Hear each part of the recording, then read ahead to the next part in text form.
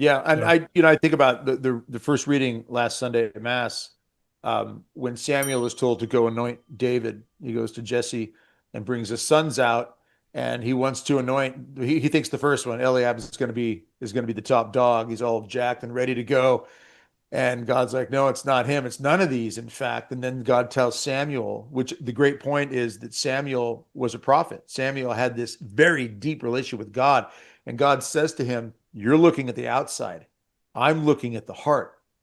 And that is reserved for God. And that is in Jeremiah. I think, Father, and if we Yeah. talked about it or I mentioned on a BRC live I did recently, but it's in Jeremiah. It was a reading about 2 weeks ago. It was a daily mass reading, where God is asking the question through Jeremiah, who can know the heart of man? It is a challenge. It is a real discombobulated thing. And then he says, I, the Lord alone, can probe the mind and test the heart.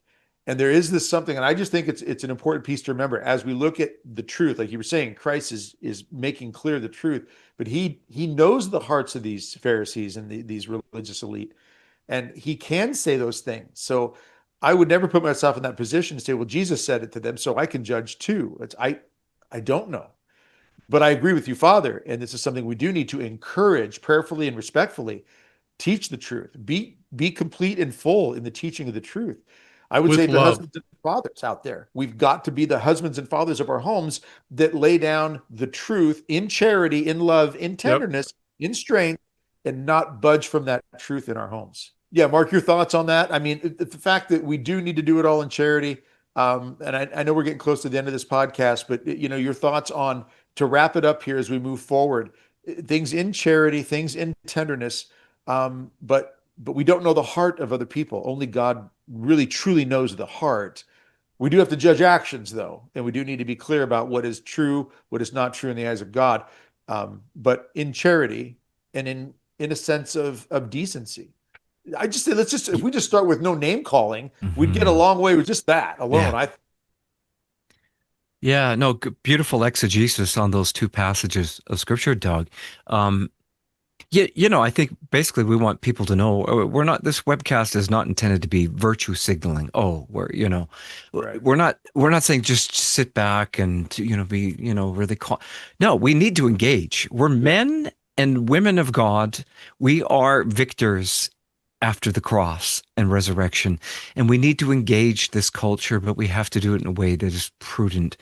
Yep. And I think maybe the last thing I'll quote is the Catechism. It says, every good Christian ought to be more ready to give a favorable interpretation to another statement than to condemn it. But if he cannot do so, let him ask how the other understands it.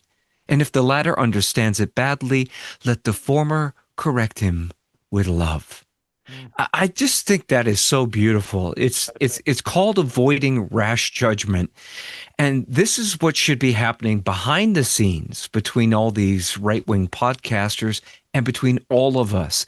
It Yes. doesn't mean you can't engage uh, publicly on your own Facebook page or whatever with comments, but do so assuming the other person means well. And Right. if you don't understand them, give them the benefit of the doubt. Yep. That's the peaceful way, and that's the way Jesus would do it.